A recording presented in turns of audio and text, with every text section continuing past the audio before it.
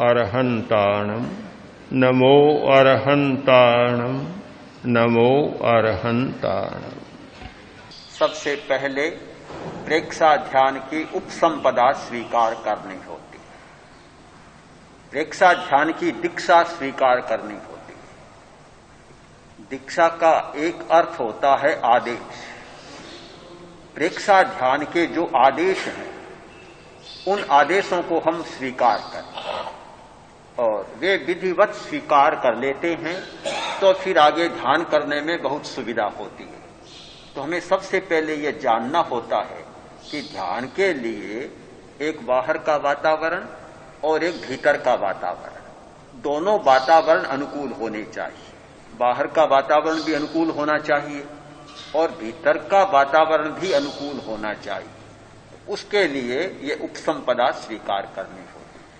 तो मैं बोलूंगा और आप उसके बाद दूसरी बार उच्चारण करते जाए। अभ्युत्थियोमि आराहणाय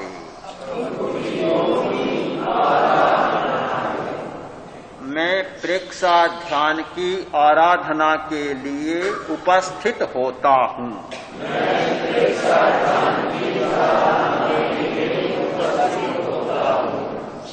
मग्गं उव संपज्जामि मैं अध्यात्म साधना के मार्ग पर चलने की उपसंपदा स्वीकार करता हूं।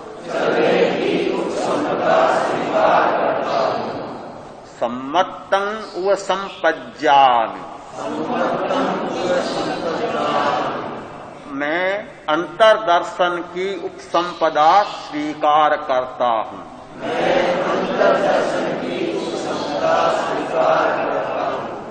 संयमं उव संपज्जामि मैं आध्यात्मिक अनुभव की उपसंपदा स्वीकार करता हूं। अनुभव की उपसंपदा स्वीकार करता हूं। तो यह है प्रेक्षा ध्यान की उपसंपदा।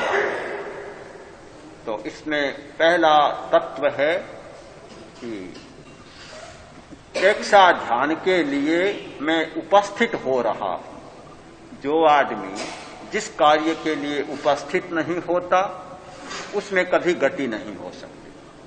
सबसे पहली शर्त है कि जो करना चाहे उसके लिए तत्पर होना, उद्यत होना, उपस्थित होना।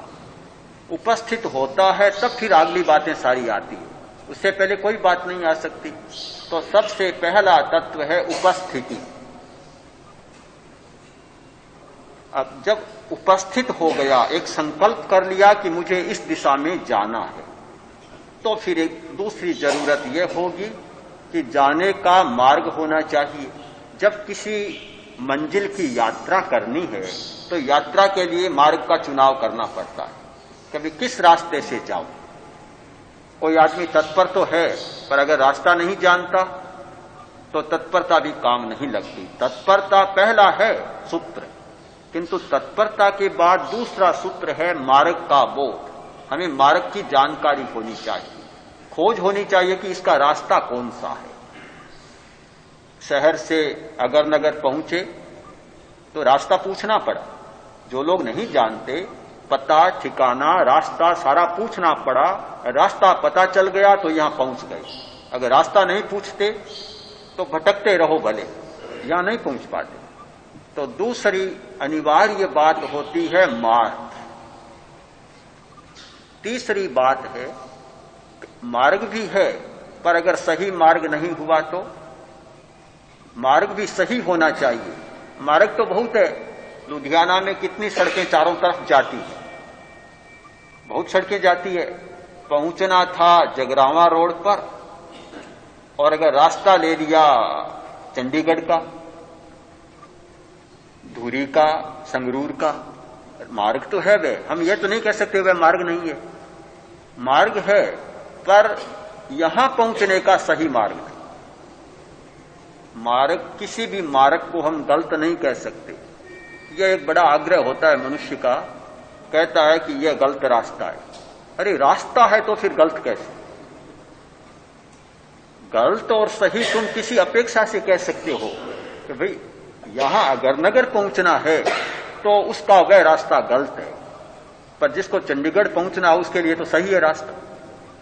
रास्ता कोई गलत नहीं होता, लक्ष्य के आधार पर सही और गलत कहते हैं। तो किस लक्ष्य पर जाना है, उस लक्ष्य का यह रास्ता है या नहीं है। तो उस लक्ष्य का नहीं होता तो उस लक्ष्य वाला आदमी कह देता है गलत रास्ता है, किंतु किसी को उसी लक्ष्य पर जाना है तो उसके लिए सही भी है। तो ये बिल्कुल सापेक्ष बात है कि रास्ता कोई गलत नहीं होता, जिसका जो रास्ता है उसके लिए सही है और जिसका जो रास्ता नहीं है उसके लिए वह गलत हो सकता है। बिल्कुल सापेक्ष बात है। तो तीसरी बात है कि मार्ग सही होना चाहिए। आए हैं ध्यान करने तो ध्यान का मार्ग सही होना चाहिए। रास्ता अपनाना है ध्यान का, और यहां आकर भी समाचार पत्र पढ़ना है, देखना है कि आज ऊन के भाव क्या है, आज लोहे के भाव क्या है, सोने के भाव क्या है। जिसके जो धंधा है वह देखना शुरू किया। तो यह भाव जानना, समाचार जानना कोई गलत रास्ता तो नहीं है। व्यापार करना हो, दुकान जाना हो, तब तो भाव देखना उसका सही रास्ता है, किंतु आए ध्यान करने और ध्यान अटक जाए भावों में तो यह गलत रास्ता हो। मार्ग सही होना चाहिए। हम जो करना चाहते हैं उस समय तो वही रास्ता रहे, दूसरी कोई बात रास्ते के सामने न आए। इस समय 10 दिन की अवधि में जितने रास्ते हैं, कमाने का रास्ता, कार्यालय का रास्ता, घर का रास्ता, वे सारे रास्ते गलत हैं, सही नहीं। अभी तो एक ही रास्ता सही है कि ध्यान की साधना कैसे की जा सकती है, उसी में सारी शक्ति लगे। तो ये तीसरी शर्त है कि मार्ग भी सही होना चाहिए। तो वह क्या है, रास्ता क्या है? संयम। ध्यान का मार्ग है संयम। इंद्रियों का संयम, मन का संयम, वाणी का संयम, शरीर का संयम, खाने का संयम, हर बात का संयम। एक ऐसी निश्चित धारणा करे कि संयम के साथ चले। संयम का अर्थ क्या होता है? बस लक्ष्य की दिशा में चलने का नाम है संयम। संयम का और कोई लंबा चौड़ा अर्थ नहीं है। लक्ष्य की दिशा में चलने का नाम संयम है। हम सड़क पर चलते हैं, बाईं ओर चलना हमारा संयम है, और कोई बीच में से चले, रास्ता तो पड़ा है किंतु दोनों ओर से ट्रैफिक आ रही है और ठीक बीच में चले, न बाएं चले दाएं भी नहीं चले किंतु सड़क के बीच में चले, तो रास्ता तो है किंतु वह असंयम होता है और भीड़ भाड़ में क्या परिणाम होता है वे सब जानते हैं। सिवाय दुर्घटना के कोई परिणाम नहीं हो सकता। तो हमारी गति लक्ष्य के साथ चले, हमारा संयम हो गया। संयम का अर्थ होता है नियामक तत्व। कोई नियामकता होनी चाहिए कि हम जिस लक्ष्य में जा रहे हैं वह लक्ष्य हमारा नियमन करता है कि ध्यान के लिए हम आए हैं तो ध्यान उसका नियामक तत्व है। हमारा सारा नियमन होगा ध्यान की प्रक्रिया के द्वारा। सहज संयम हो जाएगा, कुछ भी करने की जरूरत नहीं। ध्यान करना है तो निश्चित बात है कि आंखों का संयम अच्छा है तो ध्यान बहुत अच्छा होगा, कान का संयम बहुत अच्छा है तो ध्यान बहुत अच्छा होगा, जीभ का संयम बहुत अच्छा है तो ध्यान बहुत अच्छा होगा। ये लक्ष्य के साथ बंधी हुई बातें। तो मूल तत्व है इस उपसंपदा के 4 तत्व की उपस्थिति यानी तत्परता, मार्ग का चुनाव, फिर सही मार्ग का चुनाव और संयम यानी लक्ष्य की नियामकता। लक्ष्य की दिशा में ही एकमात्र प्रस्थान। ये 4 तत्व हैं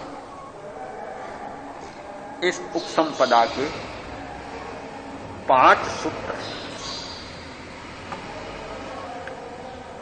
5 सूत्र जिन पर ध्यान केंद्रित होना हमारा जरूरी है।